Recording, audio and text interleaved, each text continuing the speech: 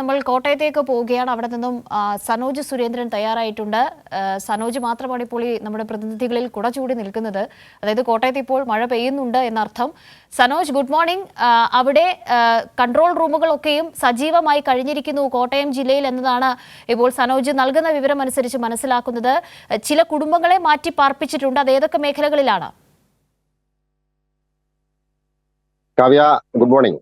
അതുപോലെ തന്നെ കോട്ടയം ജില്ലയുമായി ബന്ധപ്പെട്ടുകൊണ്ട് കോട്ടയം ജില്ലയിൽ ഇന്ന് റെഡ് അലേർട്ട് പ്രഖ്യാപിച്ചിട്ടുണ്ട്. അതിശക്തമായ മഴ ജില്ലയുടെ വിവിധ പ്രദേശങ്ങളിൽ പെയ്യുമെന്നുള്ളതാണ് കേന്ദ്ര കാലാവസ്ഥാ നിരീക്ഷണ കേന്ദ്രത്തിന്റെ മുന്നറിയിപ്പ്.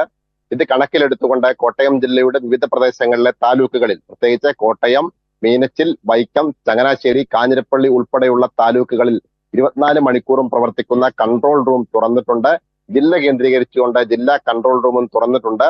കാരണം ദുരന്ത നിവാരണ പ്രവർത്തനങ്ങൾ ഏകോപിപ്പിക്കുന്നതിന്റെ ഭാഗമായിട്ടാണ് ഇത്തരത്തിൽ കൺട്രോൾ റൂമുകൾ ജില്ലയിൽ തുറക്കപ്പെട്ടിട്ടുള്ളത്. എന്നാൽ ശക്തമായ മഴ ഇന്നലെ രാത്രിയിലുടനീളം വിവിധ പ്രദേശങ്ങളിൽ, വിവിധ താലൂക്കിന്റെ വിവിധ കേന്ദ്രങ്ങളിൽ പെയ്തിറങ്ങിയെങ്കിൽ കൂടിയും മഴയ്ക്ക് രാവിലെ നേരിയ ശമനമുണ്ട് എന്നുള്ളതാണ് ജില്ലാ ദുരന്ത നിവാരണ സേനയുമായി നമ്മൾ ബന്ധപ്പെട്ടപ്പോൾ ലഭിച്ച വിവരം.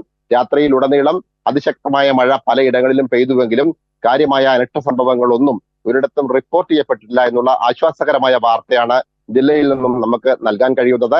അതുപോലെ തന്നെ കോട്ടയം ജില്ലയിലെ കാഞ്ഞിരപ്പള്ളി താലൂക്കിൽ ചിറക്കടവിലുള്ള ഒരു പ്രദേശത്ത് മണ്ണിടിച്ചിൽ ഭീഷണി നിലനിൽക്കുന്നതിനാൽ അവിടെ നിന്നും ഒരു കുടുംബത്തിലെ 5 പേരെ ദുരിതാശ്വാസ കേന്ദ്രത്തിലേക്ക് മാറ്റി പാർപ്പിച്ചിട്ടുണ്ട് എന്നുള്ളതാണ് ജില്ലയിൽ ഉണ്ടായിട്ടുള്ള ഏക ഒരു മുന്നൊരുക്ക പ്രവർത്തനം എന്ന് പറയുന്നത്.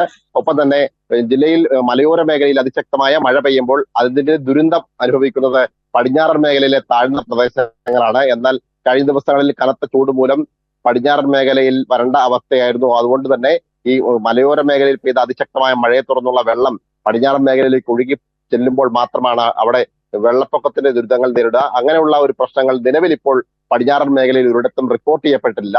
അതുപോലെ തന്നെ ഈ ജില്ലയിൽ അതിശക്തമായ മഴ തുടരുന്ന സാഹചര്യത്തിൽ റെഡ് അലേർട്ട് പ്രഖ്യാപിച്ചിട്ടുള്ള പശ്ചാത്തലത്തിൽ ജില്ലയിലെ ഖനന പ്രവർത്തനങ്ങൾക്ക് നിരോധനം ഏർപ്പെടുത്തിയിട്ടുണ്ട്. പ്രത്യേകിച്ച് മീനച്ചിൽ, കാഞ്ഞിരപ്പള്ളി പോലെയുള്ള മലയോര പ്രദേശങ്ങളിൽ നടക്കുന്ന ഖനന പ്രവർത്തനങ്ങൾക്കാണ് നിരോധനം ഏർപ്പെടുത്തിയിട്ടുള്ളത്. ഇനിയൊരു അറിയിപ്പ് ഉണ്ടാകുന്നത് വരെ ഖനന പ്രവർത്തനം പൂർണ്ണമായും നിരോധിക്കുകയാണ് എന്നാണ് ജില്ലാ കളക്ടർ ഉത്തരവ് പുറപ്പെടുവിച്ചിട്ടുള്ളത്.